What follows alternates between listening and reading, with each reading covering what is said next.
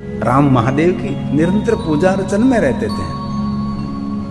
एक एक श्लोक महादेव की पूजा है, एक एक श्लोक शंकर भगवान की वंदना है। सुनिए जरा आदर के साथ। राम सहजो नित्यम। उसका तो एक सहज स्वभाव था। क्या? महादेव की उपासना, महादेव की साधना, महादेव का स्मरण करना हो तो उन्हें सहज भाव था। और इनमें बहुत से ऐसे शिव भक्त हमने देखे हैं, उसको प्रयास नहीं करना पड़ता। वो तो हलता चलता व्यस्ता उठता खाता पीता ऊँगता जागता, घर में वन में शमशान में, पवित्र अवस्था में अपवित्र अवस्था में आस्था के साथ महादेव को याद करता रहता। उसको प्रयास नहीं करना पड़ता चलो महादेव को याद करें। बहुत लोग दुनिया में हमने देखे हैं निरंतर शिव को भजते रहते, महादेव को भजते रहते, जिनको सहज कहा, सहज ऐसे ही। और नित्य नित्य रोज निरंतर निरंतर राम सहजो नित्यम पार्थिव समपूज्य। पार्थिव महादेव का पूजन राम जी करते हैं। मिट्टी में से शिवलिंग निर्माण करके राम उसकी पूजा करते हैं, ऐसे शिव महापुराण ग्रंथ में कहा है। और राम जी अपने भाल में भस्म रुद्राक्ष धारी। भगवान राम जी बाल में भस्म का त्रिपुंड करते थे और रुद्राक्ष को धारण करते हैं। ऐसा शिवपुराण ग्रंथ में कहा, भस्म का त्रिपुंड धारण करते हैं और रुद्राक्ष निरंतर धारण करते हैं। और अवस्था वीरजा अपने में स्थित रहते थे। वीरजा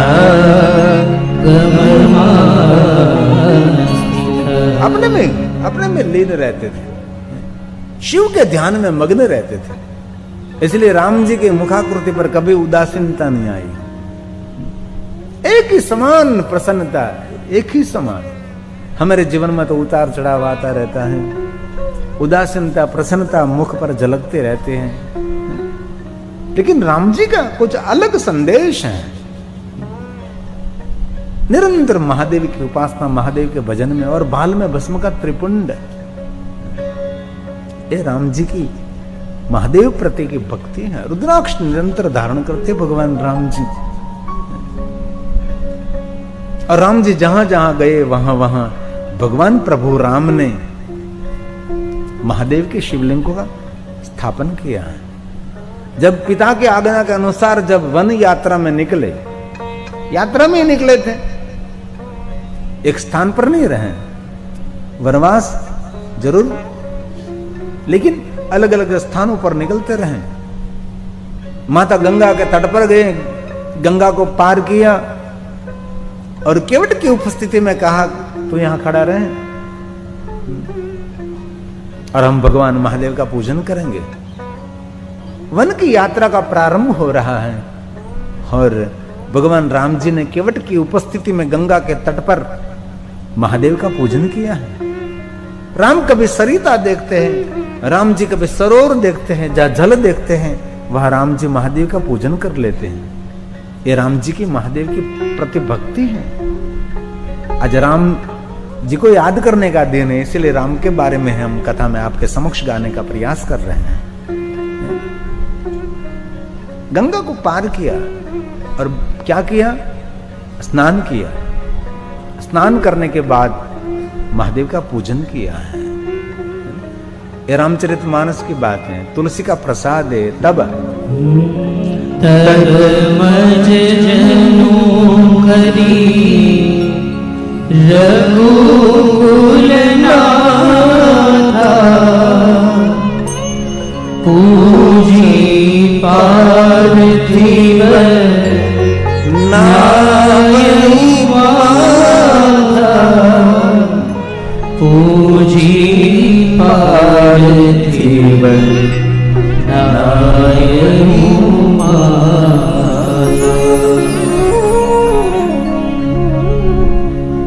भागीरथी में सुंदर स्नान किया और साथ में लक्ष्मण जी के साथ में महादेव की पूजा की। और शिवलिंग की पूजा करने के बाद मस्तक झुकाकर महादेव को प्रणाम किया है। राम जी और लक्ष्मण जी महादेव की पूजा कर रहे थे, इसी समय माता सीता गंगा जी को प्रार्थना कर रही थी, ऐ सुरसरी हम वन की यात्रा कर रहे हैं, मां हमारी रक्षा करना। क्या सुंदर कथा है, रामचरितमानस का प्रसाद है। सिय सुरसरी कर जोरी। माता सीता ने दो हाथ जोड़कर माता गंगा जी को कहा, कहूं कर जोड़ी, प्रणाम करके सिय सुरसरी कर जोरी। हे मां मातु मनोरथ पुरवी मोरी। मातु मनोरथ पुरवी मोरी। कितनी सुंदर माता गंगा को प्रार्थना की। और कई लोग ऐसा मानते हैं कि राम जी ने सिर्फ एक शिवलिंग को स्थापित किया। नहीं नहीं, भगवान राम जी जहां जहां गए वहां वहां राम जी ने भगवान महादेव के लिंगों की स्थापना की। जब भगवान रुके थे वन की यात्रा में, चित्रकूट में निवास किया था, हम सभी जानते हैं। तब माता सीता को एक दुखद सपना आया और माता सीता ने राम जी को सुना। ये प्रसंग तो बड़ा सुंदर है। जागी सिय सपन, उठकर सपने की बात सुनाई और माता सीता ने कहा कि भगवान ऐसा मुझे सपना में कुछ दिखाई दिया है। क्या दिखाई दिया? सकल मलिन मन दिन दुखिया। सकल मलिन मन दीन दुखारी। सकल मलिन मन दीन दुखारी। देखी सासु आनन अनुहारी।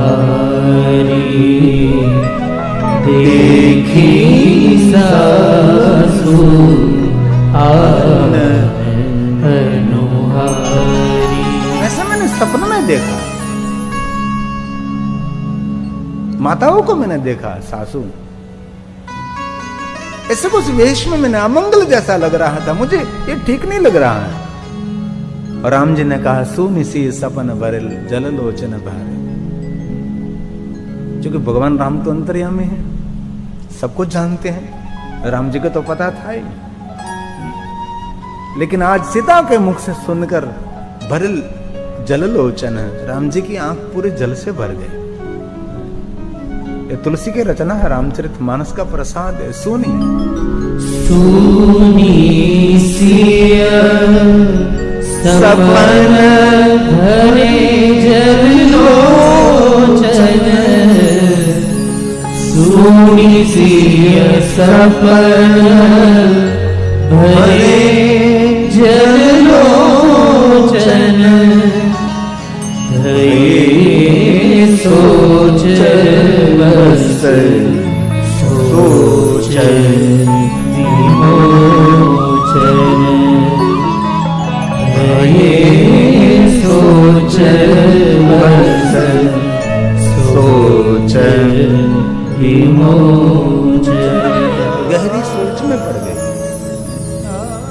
कुछ नहीं बोले, मौन रहे। लेकिन भगवान राम जी ने भाई लखन को कहा कि लखन, सीता जी को जो सपने में कुछ दिखाई दिया ये हमारे लिए ठीक तो नहीं है, ये कुछ अमंगल का संदेश है, कुछ ऐसे समाचार मिलने वाले हैं जो दुखद रहेगा।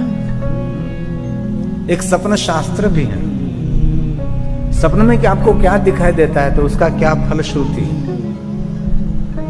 बहुत सारी वस्तु का इसमें विवरण है सपन शास्त्र। ऐसे बहुत सारे संशोधन मेरे ऋषि मुनियों ने किया है। इसीलिए राम जी ने कहा लखन लखन सपन यह नीकन होई। ये सपना ठीक तो नहीं है। लखन सपन यह नीकन होई। कठिन उच्चारण सुनाए कोई। कठिन उच्चारण सुनाए कोई। लखन ने कहा तो भाई प्रभु राम, उसके लिए हम दोनों क्या करेंगे? तब राम जी ने बहुत सुंदर बातें की। यहाँ जितने वन में साधु संत ऋषि मुनि रहते हैं उसको प्रणाम करने के लिए हम जाएंगे, उसकी वंदना करेंगे और हम महादेव की पूजा करेंगे। पूजी पुरारी पूजा करेंगे हम। ऐसा कही बंधु समेत, राम जी अकेले नहीं, बंधु समेत लखन जी के साथ दोनों जहां जहां साधु संत महात्मा तपस्या कर रहे थे वहां गए और सबको प्रणाम किया। और प्रणाम करने के बाद महादेव की पूजा में बैठ गए, क्योंकि राम जी का संदेश है जीवन के शोक और दुख को, आदि व्याधि उपाधि को संपूर्ण जड़मूल में से नाश करने वाला और सहन करने की शक्ति देने वाला महादेव है। इसलिए महादेव के सिवा कौन मुझे मुक्त कर सकता है? इसलिए राम जी निरंतर महादेव की साधना में रत रहे, निरंतर शिव की साधना में निरंतर रहते। ये रामचरितमानस का संदेश पुराण ग्रंथ में है। ऐसा कही बंधु समेत नहाने। पहले स्नान किया, क्योंकि राम जी को तो पता है ना मेरे पिताजी की यात्रा हो गई। बंधु समेत नहाए और स्नान करके क्या किया? पूजा की। पूजी पुरारी साधु सन्मान। महादेव की पूजा करने के बाद पूजी पुरारी। महादेव का नाम है पुरारी, विष्णु का नाम है मुरारी। साधु सन्माने।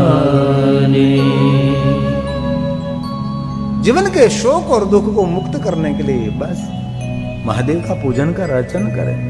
और जिस लोक में हम रहते, इस लोक तो दुख का लोक है, उसका नाम दुखालय है।